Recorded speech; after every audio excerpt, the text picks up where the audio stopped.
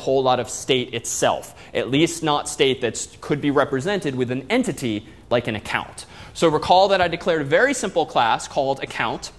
And in this, I simply said that account descends from NSObject. It has no instance variables per se. So in fact, I didn't necessarily need the curly braces. That too is valid syntax. But it will have a property. So in fact, it will have an instance variable. It's just going to get automatically synthesized for me. And I decided that an account, in the bank sense, has a balance. And it's going to be unsigned because I don't care about going negative. And I want it to be a 64-bit number, so I said long, long. And then I specified that it's a property, non-atomic, and a sign. Again, for now, a sign we will almost always use with primitives like longs, whereas we used strong earlier with pointers. So we'll get back to that in a week or two as to why the distinction. For now, we'll use a sign. So inside of account, there wasn't all that much going on. But I did have an init method. So inside of this init method, I declared that a balance by default should be 0. Why all of this if and whatnot? So this is just convention. Anytime you write your own init method, you should generally call your parent class's init method, as implied by self gets super init, just in case someone above you needs to do some work on this object first, namely the NSObject implementation. Then you can do whatever you want. Then you should return self. So if and when you write your own init methods, they should almost follow this paradigm where you implement the stuff between the curly braces. And you can also have custom init methods if you actually wanted to take in arguments like this. But for now, it's just init. And notice that I don't actually have getters or setters implemented here, even though I'm presumably going to want to get and set a user's account balance. So why is this class so simply implemented? Where is my getter and setter? Yeah, so in synthesize, I'm going to get that for automatically. So this, recall, synthesizes that property, but also creates the getter and setter that will allow me to access a property called balance. So in other words, as a result of that line, I can either access a user's balance with a, let's call this an A object. If I've done, let's say, account star A gets account alloc. So that has given me one of those things. And then I'm going to call init as well. OK, so this first line creates a pointer of type account called A. This side allocates it. This calls the init method, and done. Now I have an object called A in memory. If I subsequently want to access the balance, I could either do this, A get A, and then pass it the message balance, because this is the name of the getter that is automatically synthesized for me. So I could do long, long, and I should do unsigned, so pardon the mess here. Unsigned long, long, X gets this. So that would now be valid syntax because I got balance for free thanks to synthesis. I could also say A arrow what? Arrow notation is used in a structure or an object to get at its instance variable. So what's the instance variable here called? Underscore balance. So I could do this. Don't do this, but you could do this. Or more simply, I could just call what? A.balance, which is the preferred way these days. Even though you're incurring some slight function overhead, just as you are here, this is the habit to get into according to convention and best practice.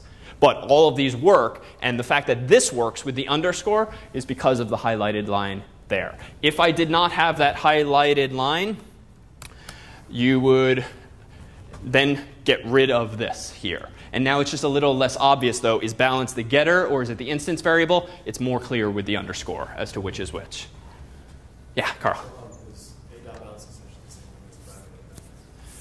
This, yes, is identical to this. It's just this is syntactic sugar. It's just easier and cleaner to read and write than that.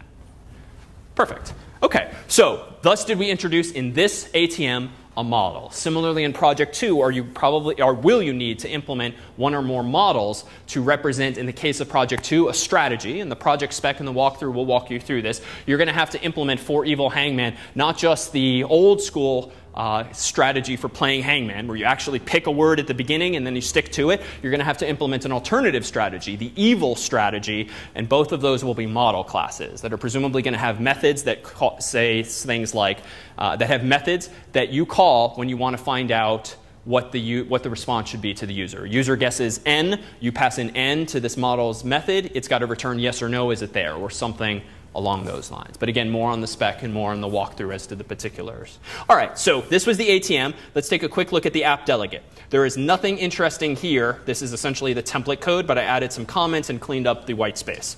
In appdelegate.m, similarly, there's nothing new here. I simply cleaned up the white space. I deleted all of the stubs that I wasn't going to use anyway for backgrounding and all of that. And this, notice, is identical to what we talked through earlier in appdelegate. So there's no magic there. In viewcontroller.h, there is some stuff going on. So this is stuff that we did write 2 weeks ago. So let's reverse engineer how this code actually works. So assume it was, say, written by your partner.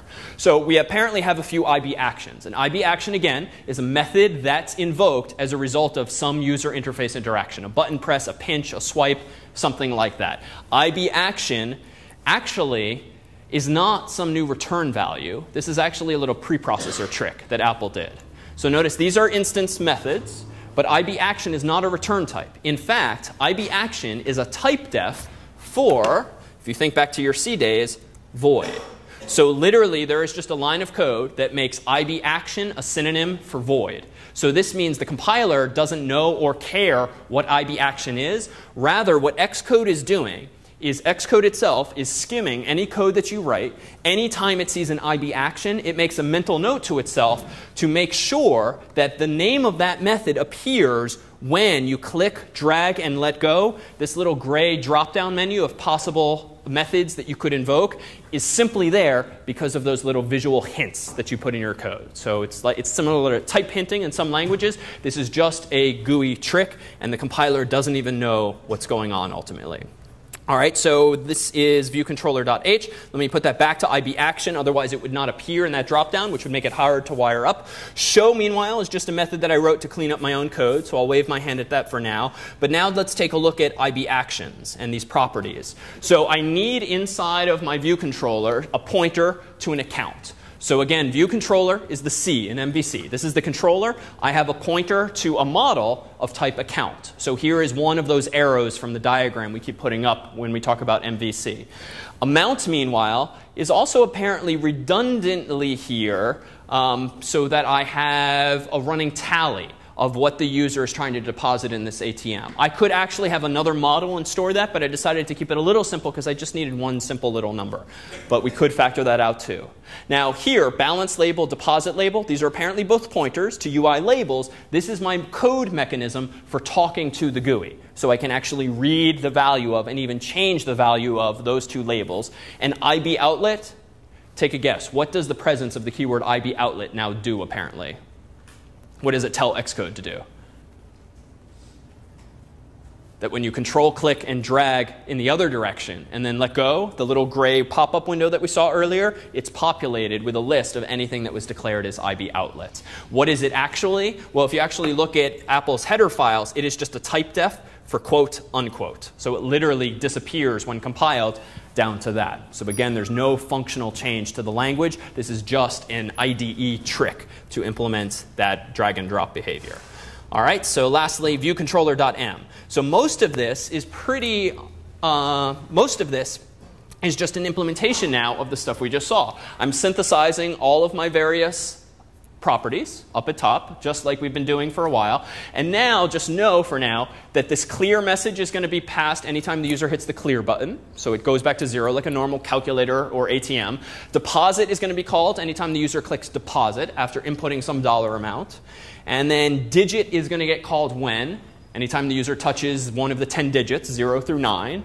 Should auto rotate to interface orientation is only going to get called when the user twists the thing around, and I just left that as the default. It's only going to work in portrait mode. And then lastly, view did load. This was that stub earlier that I've been deleting, but this time I want to do something important. This time when the application loads and I can see the ATM's interface on the screen, that's the point at which I decided to create an account through alloc and init, and then I show myself by way of the show method. So in short, this is just the way of getting things started. And it's OK because I only have one view in this application. There's no flip side. There's no chance that this view is going to be unloaded in this part of the story. All right, so now let's look lastly at the nib. And let's just see what's going on. If I right-click on an arbitrary number, like 7, notice that a whole menu of possible events comes up. Did end on exit, editing did end, touchdown, repeat, touch drag, enter. Notice the only one that I've wired up is touch up inside. This is the one that Xcode just presumptuously assumes you mean when you do the control click. Touch up inside literally means that. You touch, and then you go up, and then the event is fired. Why? Because you touched inside of that particular button. And you can sort of infer from most of their names what the other ones do. So this is saying that there is now a blue line from